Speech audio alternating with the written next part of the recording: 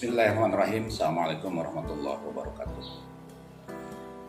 Saya Anwar Hanifah, Kepala SMP Negeri 1 Gantar.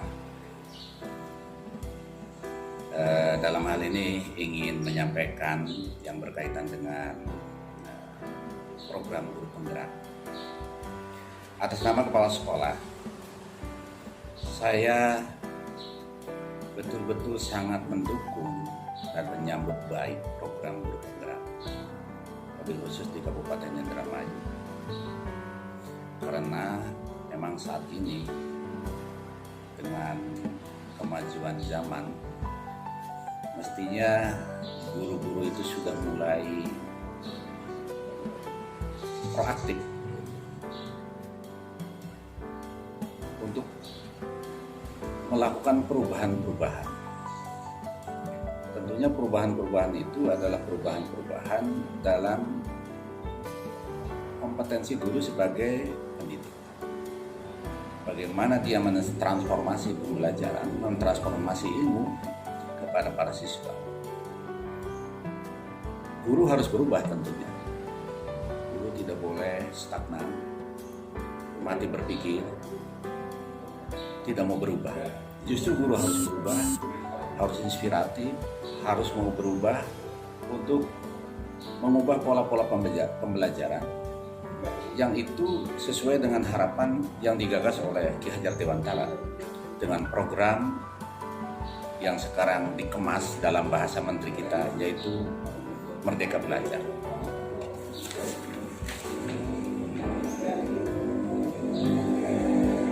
Guru harus mulai belajar. Ya.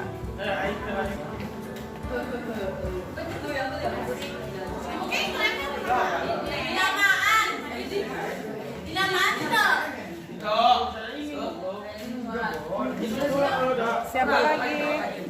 Bu, gak apa-apa kan, Bu? Boleh, apa Tuh, aja? boleh, gak apa-apa ya. Kenceng banget. Kalau ada yang boleh, biarin aja. Saya memiliki emot sendiri. Apa? Ibu di bebek. Kan, makin tenang. Jamin. Gua gak punya ayah. Bagaimana sih?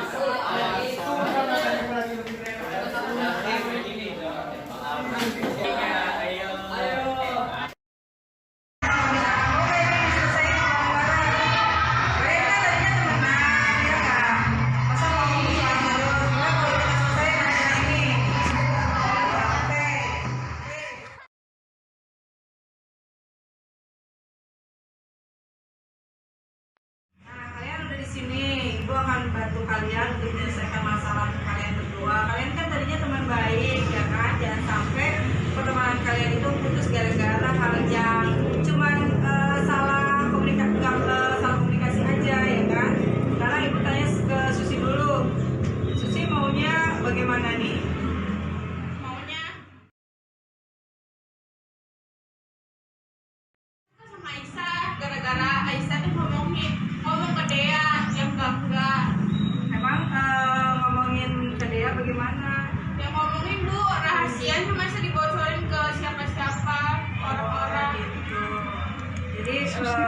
Jadi kamu sama Dea jadinya jadi berantem juga tuh ya.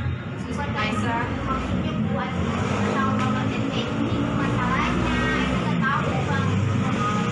Terus bagaimana? Ya Aisyah kan tahu kalau ini maksudnya dia gue sih nggak tahu bakal jadi kayak gini masalahnya.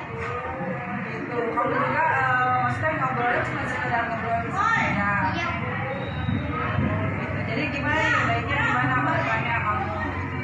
Nanti Aisyah ngomong ke dia mau minta maaf biar masalah ini biar selesai. Jadi kamu mau biar suasananya kondusif lagi. Iya. Kamu memperbaiki pertemanan antara Susi dengan Dea. Gitu ya.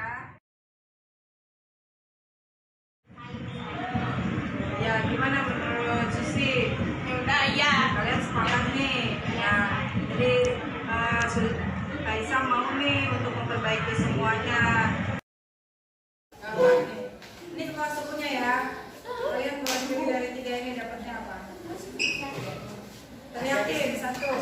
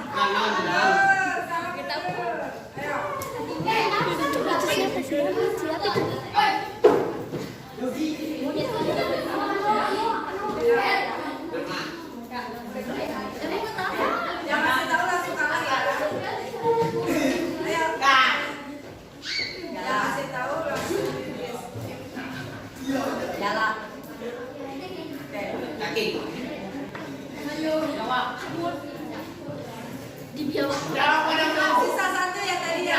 Oh, biawak muda tadi. Apa? Kamu udah bener.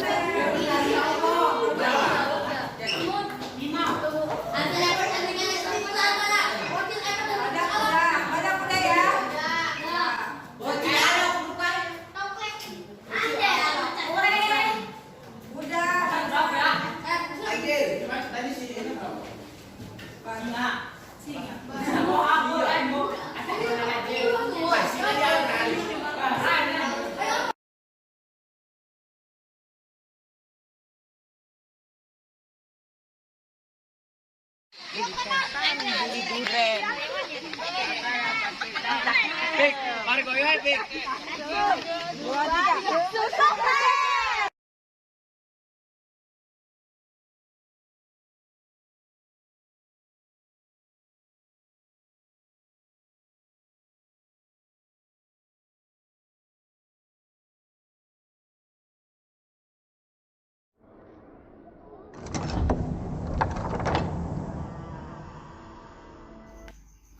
Assalamualaikum warahmatullahi wabarakatuh. Pengimbasan pertama saya mulai dari SMP Negeri 1 Atap 3 Gantar. Dilatar belakangi dengan permasalahan globalisasi yang mampu mempengaruhi karakter masyarakat Indonesia, khususnya para pelajar generasi muda yang banyak mengikuti tren budaya dari luar tanpa menyaring apakah baik atau tidak buat mereka. Dan di sini guru diharapkan mampu mengembalikan budaya positif kepada siswa dalam lingkungan sekolah agar menjadi karakter baru yang lebih positif yang akan mereka bawa di dalam masyarakat. Seperti para petani yang menciptakan ekosistem yang positif agar padinya dapat tumbuh dan berkembang dengan baik, begitu pula guru. Guru seharusnya menciptakan budaya positif di lingkungan sekolah agar tujuan pendidikan dapat tercapai dengan maksimal. Maka pada pengimbasan aksi nyata kali ini saya membawakan tema budaya positif yang saya sosialisasikan ke 2 sekolah. Tujuan dari pengimbasan ini adalah dapat merubah paradigma lama mengenai pendidikan dan pengajaran menjadi paradigma yang lebih baru. Eksplorasi konsep yang akan coba saya sampaikan dalam pengimbasan adalah mengenai yang pertama, perubahan paradigma stimulus respon lawan teori kontrol.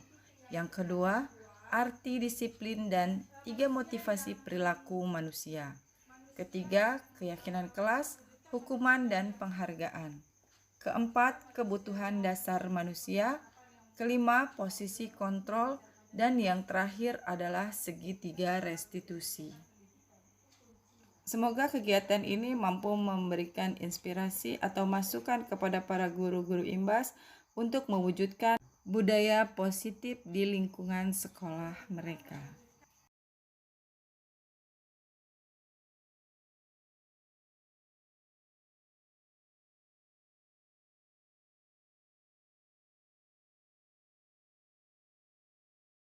Kegiatan pengimbasan kedua yang dilaksanakan di SMP Negeri 3 Gantar disambut sangat baik oleh Bapak Kepala Sekolah Dr. Andes Suara Tosim Santosa. Assalamualaikum warahmatullahi wabarakatuh. Bapak dan Ibu rekan guru yang saya hormati dan juga staf TU, puji dan syukur senantiasa selalu kita panjatkan kehadirat Allah Subhanahu wa taala. Berkat nikmat-nikmatnya lah kita semua masih diberi satu kesempatan bisa berkumpul di tempat yang penuh barokah ini.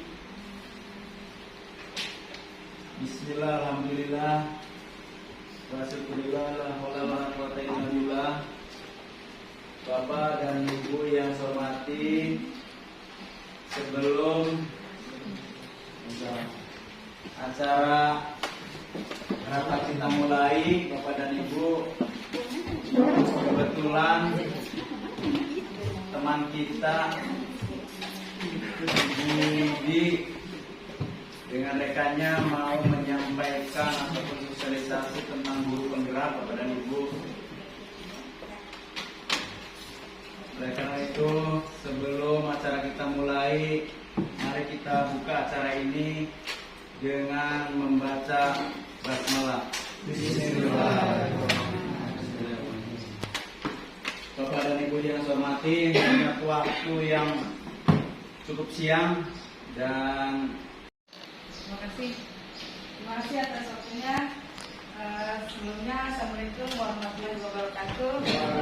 Perkenalkan Bapak Ibu, saya Widya Suti Lestari, saya guru di SMP Negeri 1 Natal, dan ini rekan saya Ibu Vina Oktaviani. Kami ada satu sekolah. Jadi kami satu sekolah itu ada 2 guru penggerak. Enaknya kita bisa saling sharing, enaknya seperti itu. Jadi kalau ada tugas atau ada yang malas atau ada yang apa, kita bisa saling mengingatkan. Guru penggerak itu programnya 9 bulan Bapak Ibu.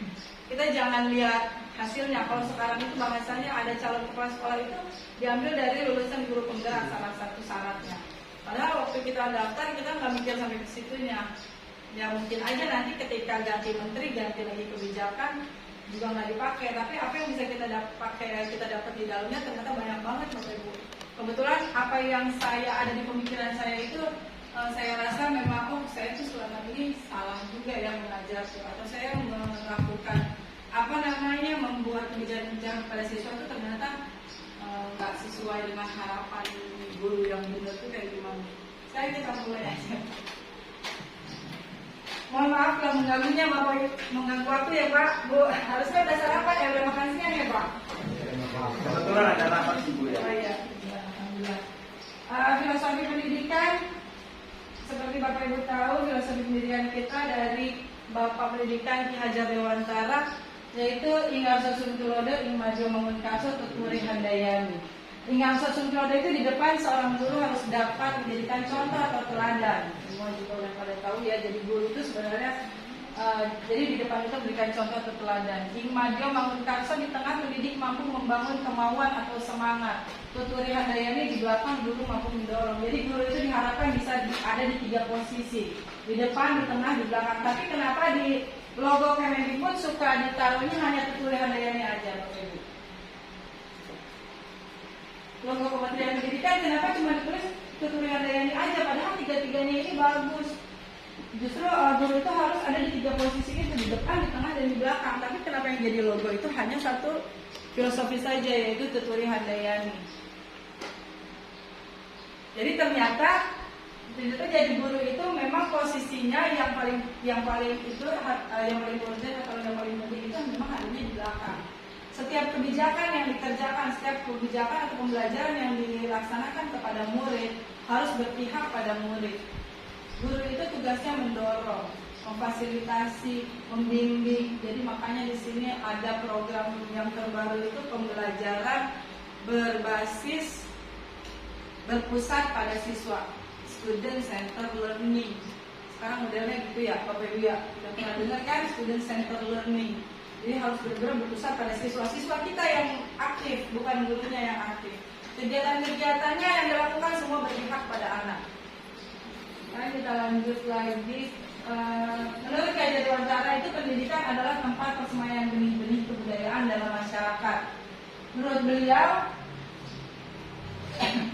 Ki Hajar Dewantara itu memiliki keyakinan bahwa untuk menciptakan manusia yang beradab, kunci utamanya itu adalah pendidikan. Dan pendidikan itu menjadi ruang untuk berlatih dan terbentuknya atau berkembangnya nilai-nilai kemanusiaan yang bisa diwariskan maupun diturunkan, Bapak Ibu.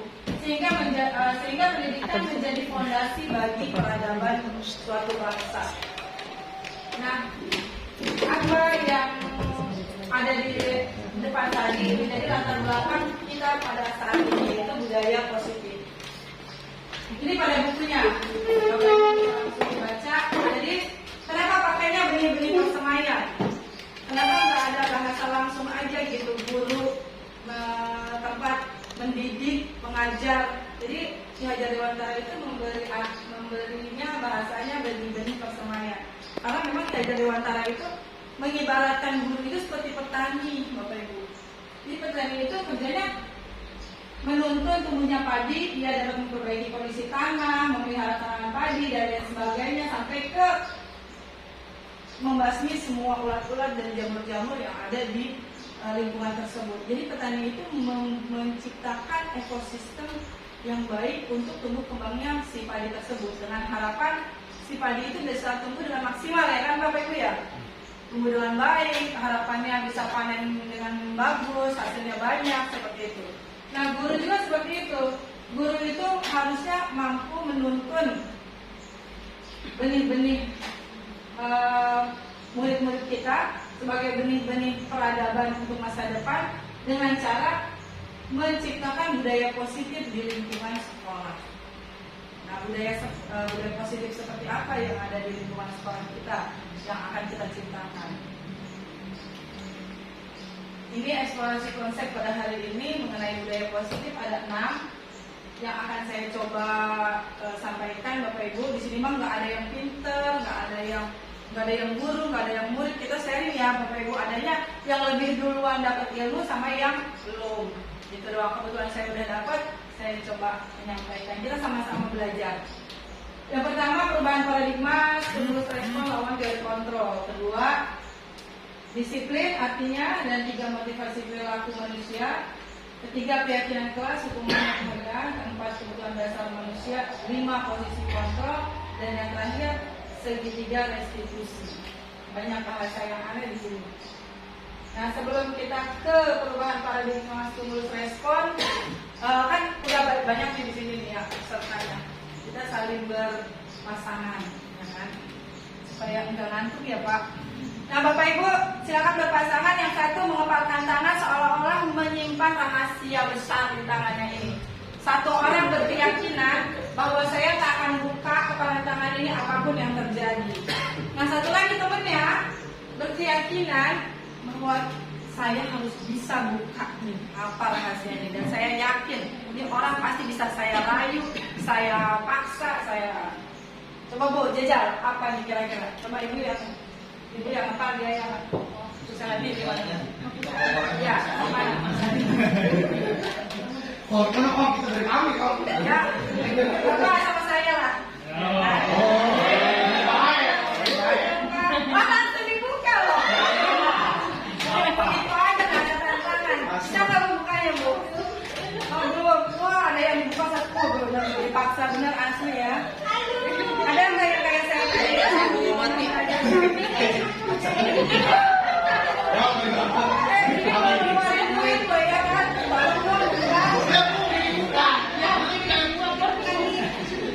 Bisa?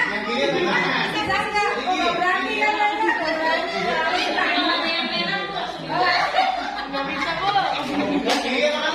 Bebas. Ayo tadi bukain tadi. Oke. Tadi yang jago buka-buka apa itu? Oh benar. Makasih ya Bapak Ibu yang keyakinannya kuat ya Pak. Yang keyakinannya kuat, yang usahanya. Ini masih usaha ini. Rayu dulu, rayu. Ya, ada rayuan ya kan. Ternyata Bapak Ibu.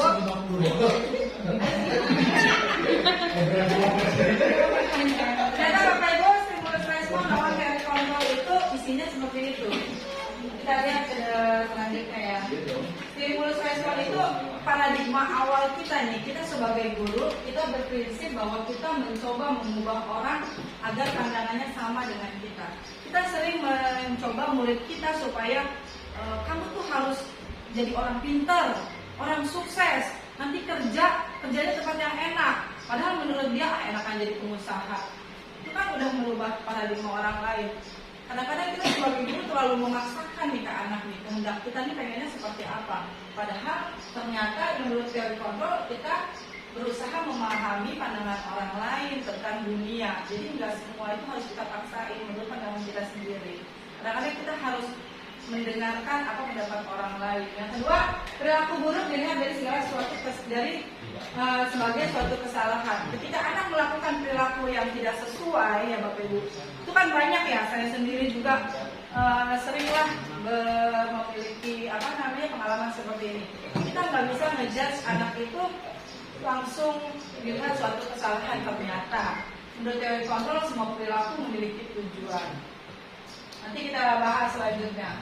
Orang lain bisa mengontrol saya, terus saya hanya bisa mengontrol orang lain. Ternyata teori kontrol itu hanya Anda yang bisa mengontrol diri Anda sendiri. Cuma Ibu doang yang bisa mau buka atau enggak, terserah saya. Nggak bisa orang lain. Kalau misalkan dipaksa, misalkan kita maksa ke anak murid kita, dipaksa kamu gimana caranya, dengan hukuman, dengan hukuman fisik, hukuman mungkin ada kekerasan sedikit seperti itu. Nah itu nggak bisa memaksakan murid untuk mengikuti kita. Kalaupun murid kita ngikutin gurunya, Bu, akhirnya besok dia nurut. Itu dia hanya mengizinkan dirinya untuk dikontrol, hanya saat itu aja, bukan buat budaya positif. Kemudian pemaksaan ada pada saat bukan gagal, itu tadi ya. Ternyata ketika nggak bisa dirayu, alhamdulillah saya mah baru rayuan belum apa-apa udah langsung dibuka, buka dong, dibuka. Tapi ketika kita nggak bisa, kita paksa.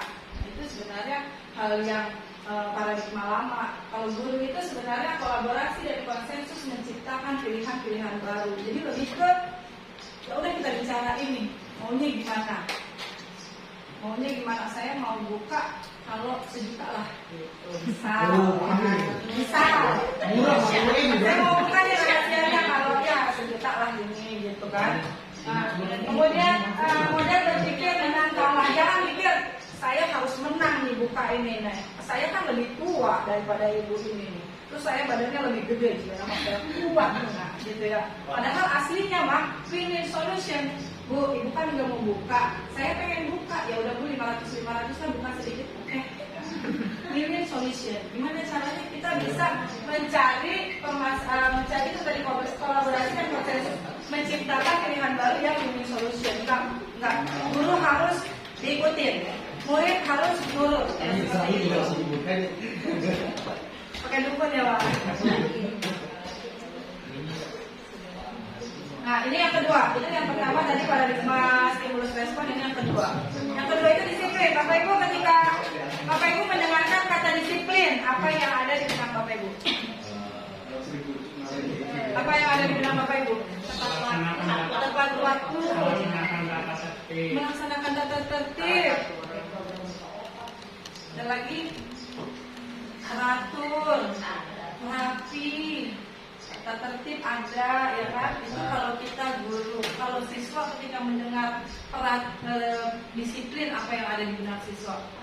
Paksaan, sesekam, sesak dadanya, seolah-olah kayak nggak merdeka. Itu yang dirasakan siswa sebenarnya. Jadi sebenarnya disiplin itu apa? Nah menurut Bapak Pendidikan Jajar Dewantara, di mana ada kemerdekaan, disitulah harus ada disiplin yang kuat. Sungguh pun disiplin itu bersifat self-disiplin. Jadi disiplin itu semua anak punya, bisa mendisiplinkan dirinya sendiri. Nggak usah kita ojok-ojokin. Tapi kalaupun dia nggak bisa, ternyata dia nggak mau mendisiplinkan dirinya sendiri, harus ada penguasa lain yang mendisiplinkan kita, atau peraturan pendidikan itu harus ada dalam suasana yang merdeka. Jadi merdeka itu bukan bebaskan. Sekarang lagi musim ya Merdeka Belajar, episode Merdeka Belajar, Mas Menteri Nadiem Makarim.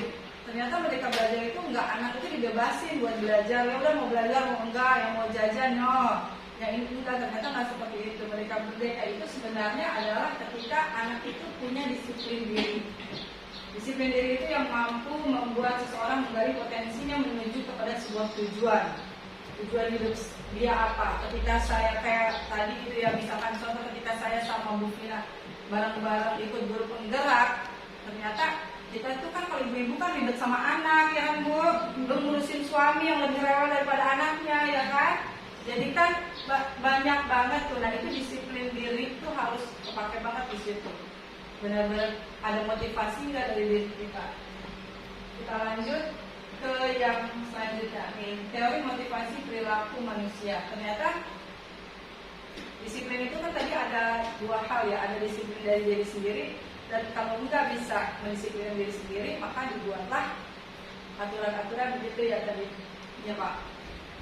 Ternyata itu yang diperbuat sama anak kita. Ketika anak kita menghindari ketidaknyamanan atau hukuman, dia mau melakukan disiplin. Kalau daripada saya dihukum, suruh duduk di pojokan seperti itu kan, udahlah saya berangkat aja pagi. Kemudian yang kedua, untuk mendapatkan imbalan atas dari orang lain, atau saya pengen dianggap teladan, saya pengen dianggap ya masa saya ketua kelas nggak rajin, nah seperti itu, hal-hal tersebut itu ingin dapatnya itu adalah dua hal itu motivasi eksternal. Ternyata itu adalah motivasi eksternal, motivasi yang bisa dibangun dari luar.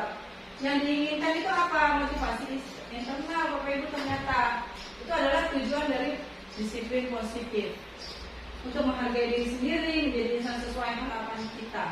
Motivasi internalnya saya untuk mengikuti, misalkan Bapak Ibu nanti ketika mau mengikuti program guru penggerak, harus ada motivasi internal dari dalam diri. Oh ya, saya pengen tahu, pengen belajar, pengen bisa, pengen meningkatkan kompetensi saya sebagai guru. Apalagi banyak guru-guru muda di sini. Bukan disuruh-suruh kepala sekolah, kalau disuruh itu nggak enak Bu, Pak. Apalagi programnya 9 bulan dengan jadwal yang tiap hari udah diatur sampai 9 bulan. Hari Senin mulai dari diri, Selasa eksplorasi, Rabu, nah itu tugas setiap hari, tugas terus. Kalau misalkan itu motivasinya eksternal, kita akan merasa terbebani. Walaupun internal juga terbebani, saya terus terang aja memang terbebani. Tapi ketika kita motivasinya internal, kita menikmati setiap prosesnya Bapak Ibu. Ketika susah nih, kadang-kadang juga curhat. Ina udah belum bikin ini, belum Bu, saya baru ini. Ini udah cepetan nih, kita harus di deadline nih, udah ada tugas baru lagi Ina. Ya. Tapi proses itu kita nikmati aja. Nah ketika proses hasil misalkan tugas-tugas itu selesai dengan waktu yang tepat, dengan nilai yang bagus, punya kepuasan juga atas diri kita sendiri. Jadi lebih enak jalannya. Nah menciptakan motivasi internal dari dalam diri anak itu ya memang yang lebih sulit. Tapi kita akan coba ya Bapak Ibu. Bapak terima kasih.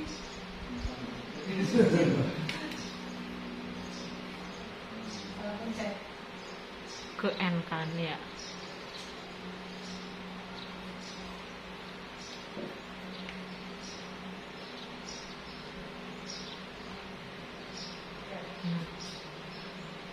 Nah, salah satunya dengan keyakinan kelas, hukuman dan penghargaan. Kadang-kadang tadi banyak adanya aturan ya Pak, peraturan-peraturan gitu. Jadi ternyata untuk mendisiplinkan secara internal itu yang lebih baik itu kita mengenalkan keyakinan kelas daripada peraturan kelas. Kenapa harus peraturan kelas? Kenapa harus keyakinan kelas, bukan peraturan kelas aja, udah umum. Umumnya kan gitu ya Pak. Peraturan kelas 1, anak masuk 5 menit sebelum bel bunyi. 2, menggunakan seragam lengkap. 3, anu kan gitu peraturan-peraturan ya Bapak Ibu. Ternyata itu kurang memotivasi untuk membentuk motivasi internal pada diri anak. Sekarang kita lihat mengapa kita harus menggunakan helm bila berkendaraan roda 2. Alasannya untuk keselamatan, keamanan diri dan orang lain, ya kan Bapak Ibu. Kemudian yang kedua, mengapa kita memiliki peraturan 3M, menggunakan masker, mencuci tangan, jaga jarak untuk kesehatan ternyata. Terus yang keempat, mengapa kita memiliki peraturan harus datang tepat waktu pada saat mengikuti pelajaran? Ternyata kita belajar untuk menghargai waktu, menghargai orang lain yang datang lebih dulu, gitu kan? Ternyata untuk mendukung motivasi intrinsik, kembali lagi ke nilai-nilai atau keyakinan yang lebih menggerakkan seseorang dibanding dengan mengikuti serangkaian peraturan. Jadi kamu mau sehat nggak? Kalau kamu mau sehat, kamu mau selamat nggak? Kalau kamu mau selamat, kamu harus menjadi kadang-kadang kita lupa seperti itunya. Jadi kita kadang-kadang gini, peraturan yang berantakin barang atau buku yang sudah dibaca wajib dikembalikan lagi ke tempatnya. Nah itu. Padahal nilainya yang ada di situnya apa? Nilai kebajikannya apa Bapak Ibu? Tanggung jawab. Kita lupa sama bahasa tanggung jawab itu. Kita kadang-kadang kalau di rumah nih pulang dari sini ya Bapak Ibu yang udah pada punya anak ya kan, udah capek kerja sampai rumah berantakan, langsung lah kita ngomel, bener nggak Bu Mimin? Itu kali saya kali ya, saya langsung ngomel kan, ini berantakan, mamanya capek pulang kerja, kemana tadi kayaknya udah rapi nih mama nih, udah beresin, kamu tuh enak aja ya, udah langsung ngomel, menjudge anak, nakal banget sih jadi anak, kita lupa tanggung jawab itu. Coba kalau bahasanya, siapa yang berantakin? Siapa yang habis mainan? Nah, tanggung jawab, beresin. Nah, ada nilai kebajikan di situ. Itunya kadang-kadang suka lupa Bapak Ibu. Ngomelnya dulu di depan, kebajikannya lupa. Jadi seharusnya kita di kelas itu memampang bukan peraturan kelas, tapi keyakinan kelas. Yang mana merupakan keyakinan kelas, yang mana bukan. Kelompok sini di kelasnya kayak gitu ya. Kelompok sini A atau B?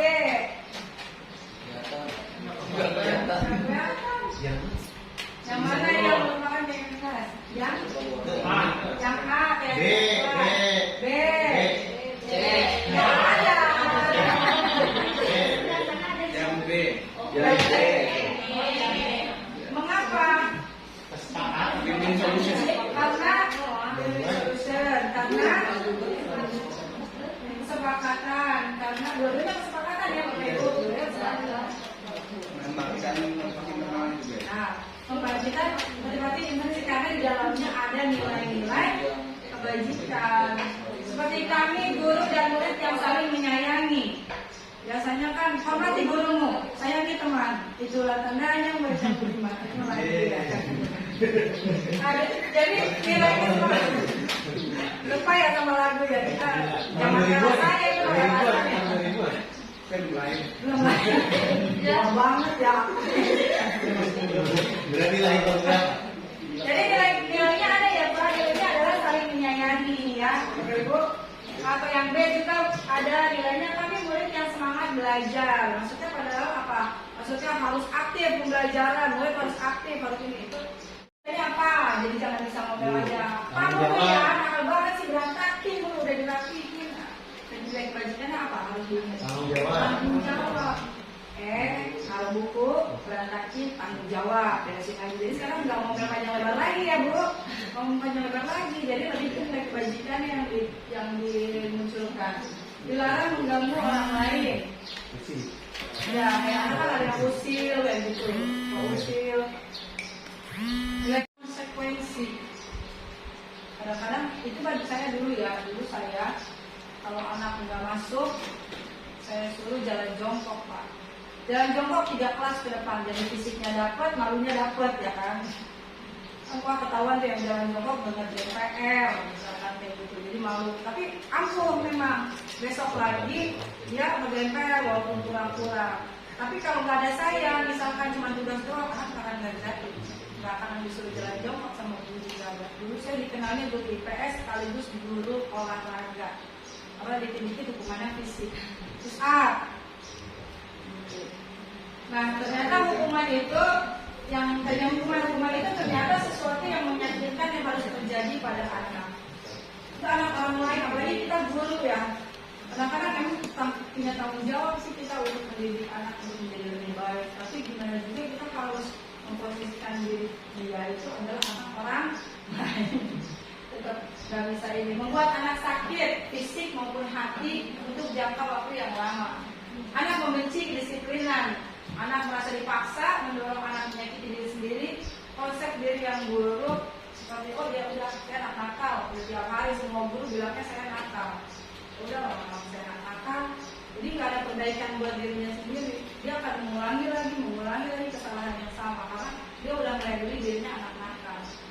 Kemudian marah, rasa bersalah, dipermalukan, merasa tidak dihargai. Tapi kalau konsekuensi itu adalah sesuatu yang harus terjadi, membuat anak merasa tidak nyaman, tapi hanya sementara aja. Kemudian anak menghargai disiplin, sesudahnya anak akan menghargai disiplin. Kemudian ada stimulus tanggapan mendorong anak untuk menyesuaikan diri, konsep dirinya menjadi baik, anak belajar untuk mematuhi peraturan. Memang anak akan kehilangan hak dan membuat tidak nyaman, tapi temporary aja. Sekarang ini contoh. Mencatat 100 kali dalam buku kalimat saya tidak akan datang terlambat. Ini hukuman atau konsekuensi Bapak Ibu.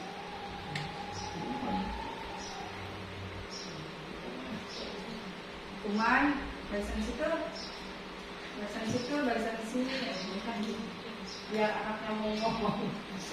Konsekuensi atau ini mah kayaknya nggak ada jawaban loh. Konsekuensi apa? Biar berbeda. Biar berbeda. Lari mengelilingi lapangan basket 2 kali karena terlambat hadir di sekolah. Nah, kuman. Hukuman. Murid diminta push up 15 kali kalau tidak pakai masker. Hukuman. Konsekuensi. Konsekuensi. Bilangin ya. Buka sepatunya, nggak pakai sepatu hitam. Kamu seharian nggak pakai sepatu. Hukuman atau konsekuensi? Konsekuensi. Bersihin tumpahan air, kan tadi kamu yang numpahin. Konsekuensi. Murid mengatus lari keliling lapangan sepak bola olahraga. Ya pakai kaos pasti. Bapak pakai kaos. Bapak berolahraga. Konsekuensi. Pak, kalau misalkan murid Bapak terlambat di pelajaran Bapak terus disuruh lari 2 kali lapangan, itu konsekuensi apa hukuman? Konsekuensi. Kita lihat jawabannya. Lihat jawabannya.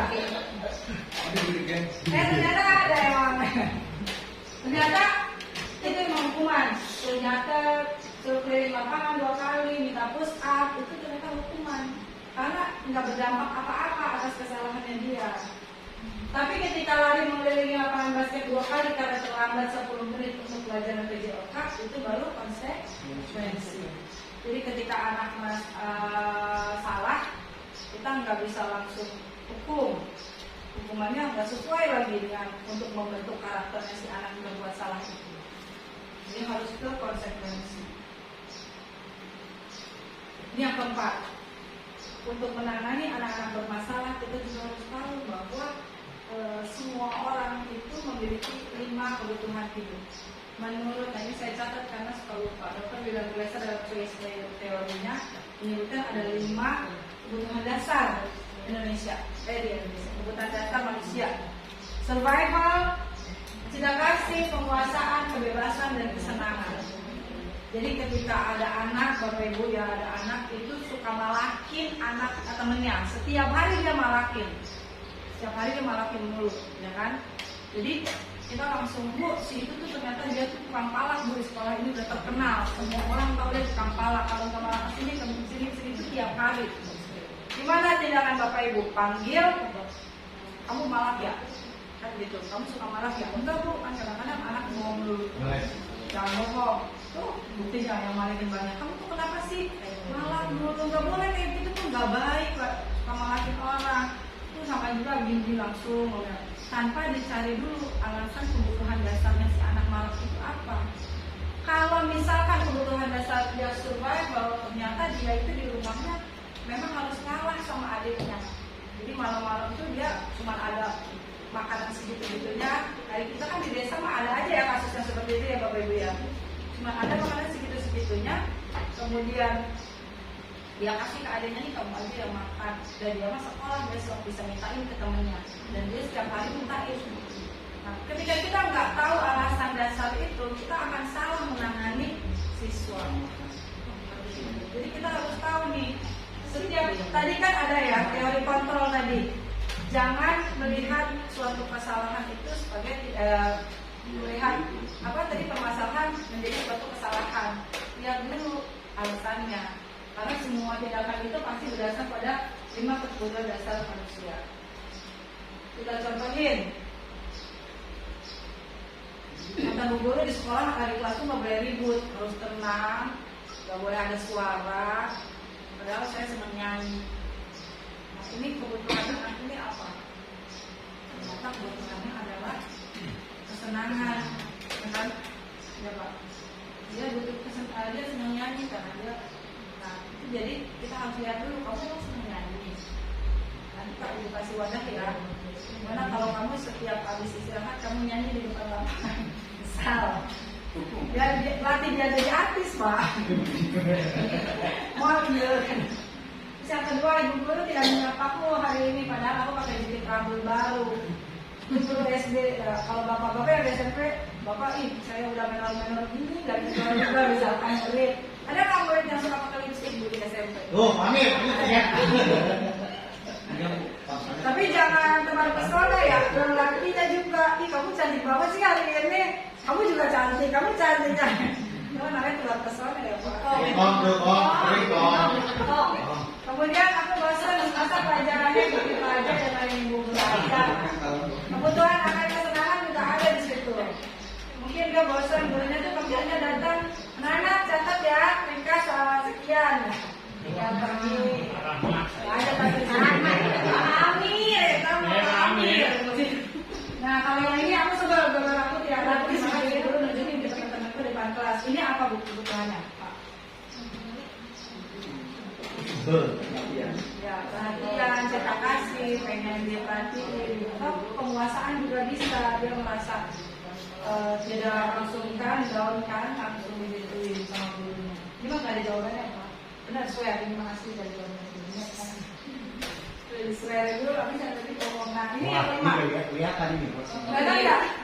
Enggak. Kecil, terlalu kecil. Saya yang masih itu mau Ini udah. apa itu yang paling bawah pojok? Mana? Pojok. Tulisannya tulisannya. Lihat mana sama ini?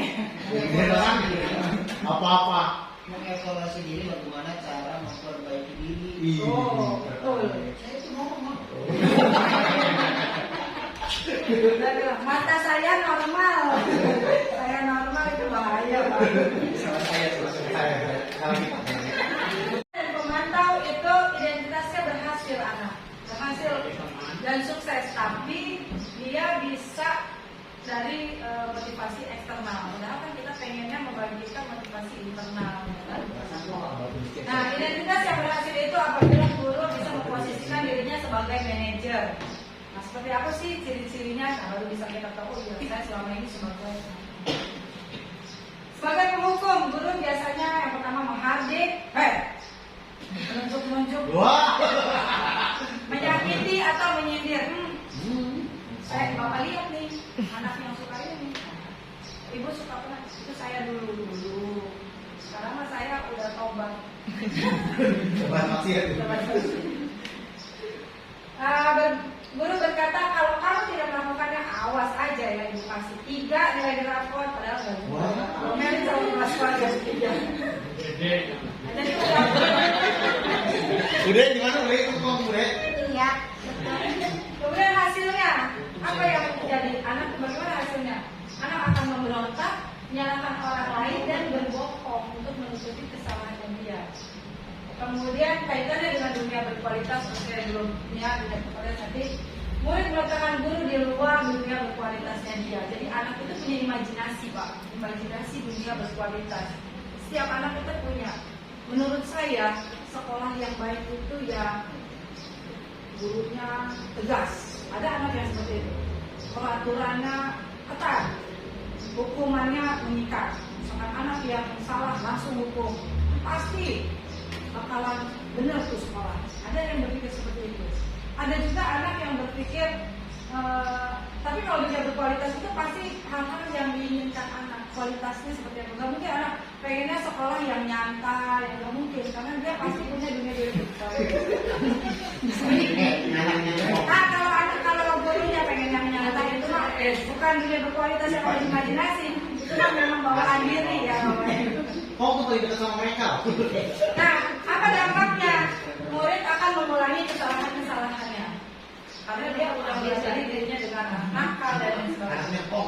Nah, yang kedua nih, siapa ya yang kira-kira memposisikan dirinya sebagai guru membuat rasa bersalah? Biasanya dia bahasanya lembut, nggak keras.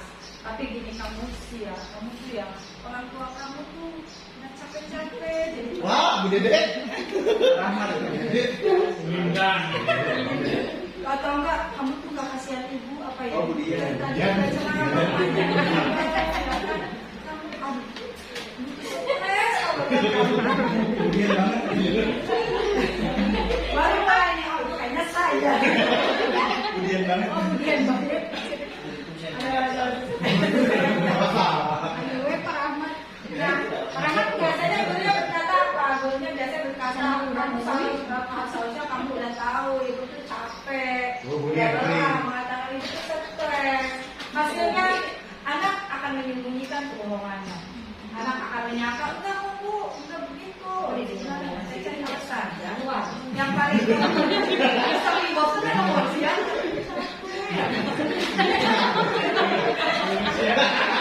Padahal saya nggak tahu lah cerita itu gimana. Katanya merasa sendiri ya. Saya introspeksi diri, alhamdulillah. Bang, Ya. bodoh amat. Gue ada kata bodo amat Nah, dari kami. pada murid adalah dampaknya murid itu merasa rendah diri. Ya karena memang dia merasa terus disalahkan, terus merasa oh ya emang saya tuh salah terus, dia masih rendah diri, nggak percaya diri, ngelakuin apa aja dia udah takut. Sekarang kita ya posisi ketiga dan keempat. Identitasnya berhasil, tapi motivasinya dari luar. Mungkin ada beberapa guru di sini posisinya ada di sini. Teman, biasanya gurunya membuat alasan-alasan untuk muridnya. Bahasanya juga kan belum ya, kalau sini ya, berkaitan dengan dunia berkualitas itu murid meletakkan gurunya di dalam dunia berkualitas, ada di dalam bukan di luar. Makanya kalau guru yang galak itu Pak, biasanya memang anak itu nggak mungkin respect ke guru itu. Kayak bukan nggak mungkin ya, biasanya sebagian besar emang anak itu nggak akan respect. Paling juga dia marah-marah lagi nanti di kelas. Paling juga cuma gitu aja. Karena dia nggak menaruh posisi guru itu di dalam dunia yang berkualitas. Tapi kalau kita agak ngerem sedikit aja, yang nggak selalu marah-marah, nggak selalu bikin hukuman kayak gitu, kita pasti akan dimasukkan ke dunia yang berkualitas. Nah, minimal ya ini yang terjadi. Kemudian teman, buat alasan-alasan untuk murid. Kayak ayo lakukanlah itu bantu, misalkan kalau kita bantu anak kan kadang-kadang suka membantu anak kerjain soal kan ya. Nggak bisa aja terus kita, mana yang nggak bisa? Ini tuh gini loh, nih masa sih kamu nggak bisa dibuat kali dua, caranya gini dulu nah. Itu udah sampai sini ya, udah bantuin kamu nih, coba kamu kerjain, masa sih nggak bisa? Kan udah dibantu sama ibu. Nah kayak gitu. Untuk lah. Gaji bang.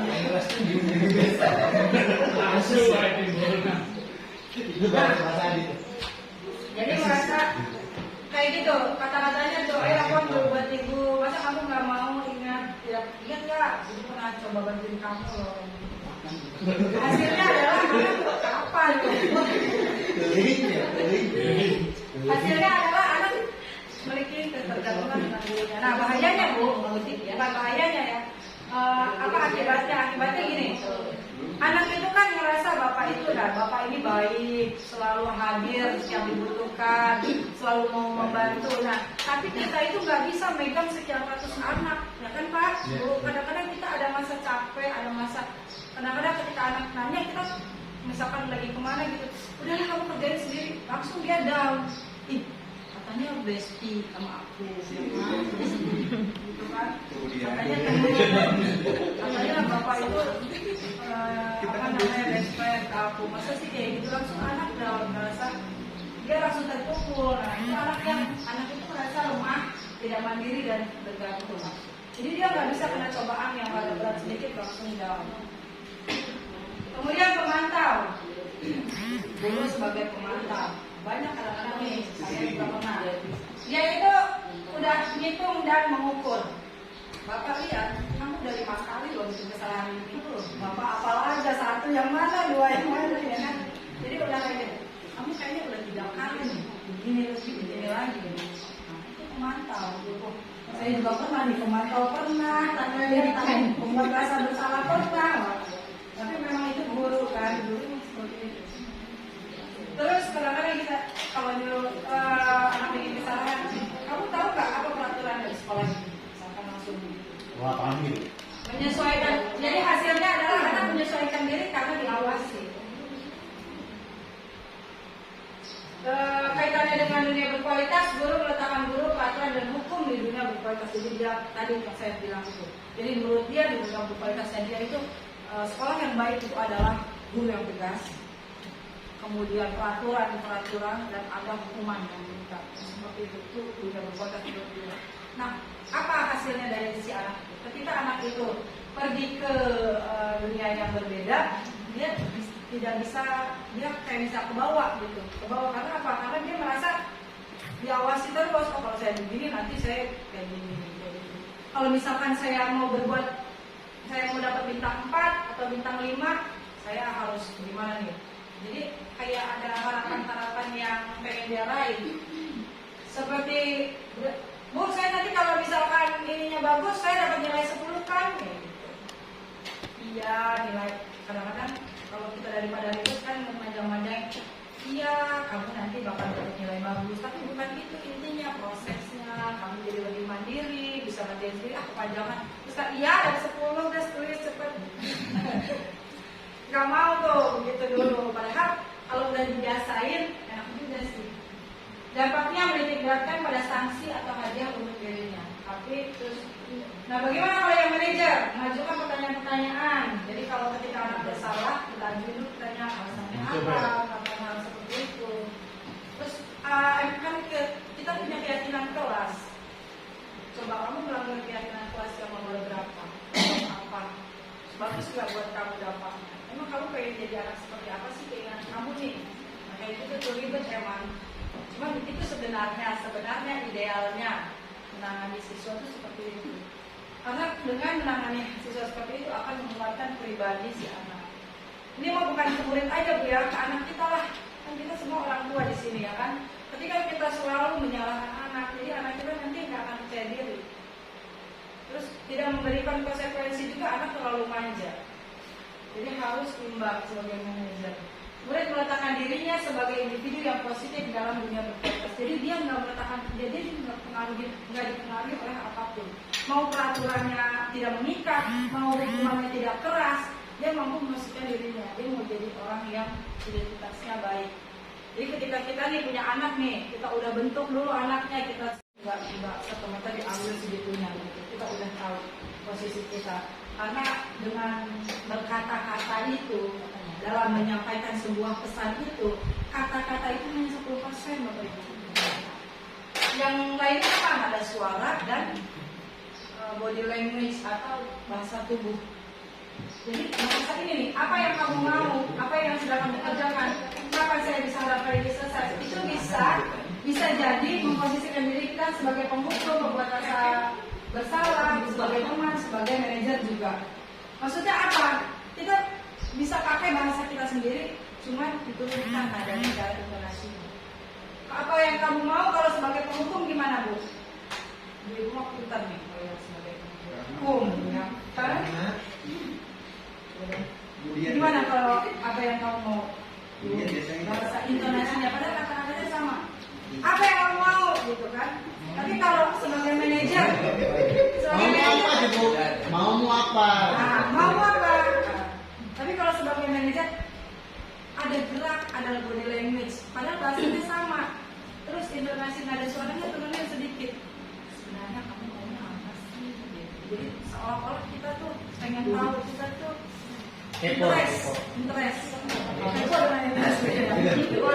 Hanya sekedar kepo, nggak pengen bantu. Kalau interest kan pengen bantu, benar-benar kita mau bantu loh. Itu sebenarnya pakai bahasa yang kita pakai, tapi bedain sedikit dari gerak tubuh. Misalkan kayak saya dari tadi ngomongnya kenceng banget, intonasinya suaranya udah kenceng, ada kata-katanya mengakukan ini, tapi karena bahasa tubuhnya ini jadi nggak ada yang takut di sini kan. Iya nggak apa-apa. Lanjutnya ini terakhir saya janji ini terakhir. Jadi ya maaf ya. Segitiga restitusi. Ini adalah strategi yang diciptakan oleh dari dosen. Restitusi itu apa sih? Restitusi itu adalah proses menciptakan kondisi bagi murid untuk memperbaiki kesalahan mereka. Jadi ini strategi buat guru-guru BK misalkan, atau wali kelas, atau guru-guru yang memang punya berkepentingan dengan permasalahan siswa. Jadi karakteristiknya restitusi itu bukan untuk menebus kesalahan, tapi untuk belajar dari kesalahan, memperbaiki hubungan, tawaran bukan paksaan, terus menuntun untuk melihat ke dalam dirinya dia, bagus nggak buat diri kamu. Kamu pengennya jadi anak yang kayak gimana sih sebenarnya? Nah, kalau kamu pengen kayak gitu, kamu melakukan ini, jadi terus pertanyaan-pertanyaan. Jadi bukan kita yang ngasih tahu, jadi bangun pertanyaan itu, nilai-nilai itu keluar dari diri si anak itu sendiri. Jadi bukan yang orang tua nih, bukan yang saya nih. Kalau ke anak tuh, kamu harus ngaji ini, tapi misalkan anak bolos ngaji, anak sore, kalau anak sore biasanya ngapain?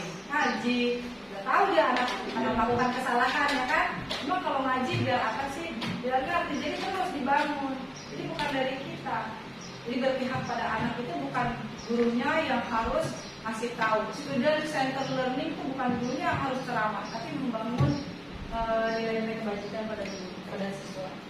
Jadi segitiga restitusi. Menstabilkan identitas dulu yang pertama. Kita semua akan melakukan hal yang terbaik yang bisa kita lakukan. Terus kemudian yang kedua, langkahnya validasi tindakan yang salah. Oke, nggak apa-apa kamu salah. Emang semua kalau orang salah itu pasti ada alasannya. Nah, kamu alasannya apa? Terus kalau misalkan dia udah bu, emang saya salah terus bu, dan saya nakal. Semua juga pernah nakal. Semua juga orang pernah melakukan kesalahan. Apalagi dari bapak juga dulu pernah nakal manjat tembok. Nah, misalkan dia jangan kasih kita ke anak dan nggak tahu ya itu mah aib. Jadi itu yang dilakukan. Ini bahasa contoh bahasanya. Seperti nilai apa yang telah kami kita sepakati. Kamu ingin menjadi orang seperti apa? Nah, ini koneksi antar materi yang tadi. Tadi kan kita bicara tentang budaya positif, bagaimana upaya kita dalam membangun budaya positif di sekolah. Yang pertama itu merubah paradigma kita dulu, bahwa yang tadi itu ternyata salah, kita nggak bisa mengontrol murid. Setiap orang mengontrol dirinya sendiri. Kemudian ada 3 motivasi internal dan eksternal tadi. Anak tuh untuk menghindari hukuman, untuk apa lagi tadi bu? Pak, menghindari hukuman, ingin mendapatkan imbalan. Yang terakhir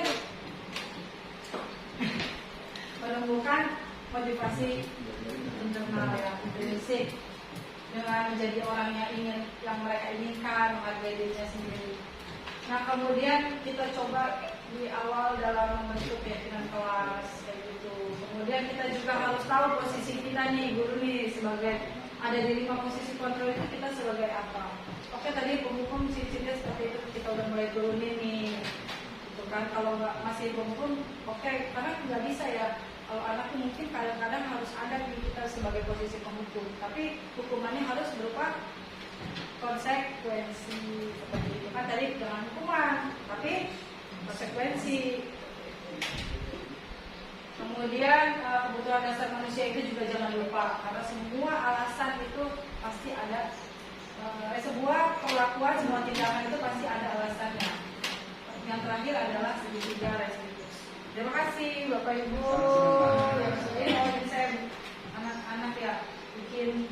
Jadi saya ngasih kertas ke anak-anak. Ya anak-anak, kamu pengennya bantu seperti apa?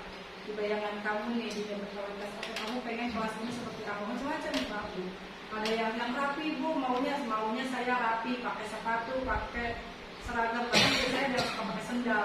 Ternyata temennya nggak suka tuh kalau ada murid yang pakai sendal, kayaknya kata dia nggak rapi. Ada yang jangan pilih-pilih teman. Jadi macam-macam ternyata anak-anak. Ya, curhat aja pengennya ini kita bagaimana nih di kelas ini, kita bikin kesepakatan kelas gitu. Jadi jangan dari guru, semua harus dari anak. Guru itu hanya memfasilitasi. Terima kasih banyak atas waktunya, atas perhatiannya. Terima kasih, saya nggak bawa apa-apa, cuma bawa ini aja. Ya, saya doakan Bapak Ibu di sini semuanya pokoknya selalu sehat ya, sehat terus, sukses dalam kerjanya, kemudian berkah rezekinya, ya kan? Yang paling terakhir bahagia dunia akhirat. Assalamualaikum warahmatullahi wabarakatuh. Waalaikumsalam. Terima kasih kepada Bu Widi yang telah memberikan masukan dan motivasi kepada rekan-rekan kami yang ada di sini, dan tentunya apa yang disampaikan oleh Bu Widi mungkin bisa ya ditindaklanjuti oleh rekan-rekan yang ada di sini. Barangkali apa yang sudah dilakukan oleh rekan-rekan kami sebelumnya, setelah mendapat materi ini tentunya Bapak dan Ibu rekan guru semuanya, mari ada satu perubahan ke arah yang lebih baik, ke arah yang lebih baik lagi. Mungkin apa yang telah kita lakukan sebelumnya, kalau kita lihat dari materi-materi yang beliau berikan, tentunya ada satu kayaknya lebih jauh ya Bu ya. Karena dengan adanya ini rekan-rekan bisa memperbaiki, dan tentunya perbaikan ini buat kita semua dan juga buat murid yang ada di sini. Oke, terima kasih sekali lagi kepada Bu Widi yang telah memberikan materinya. Kita break dulu ya rekan-rekan. Ya, Masih.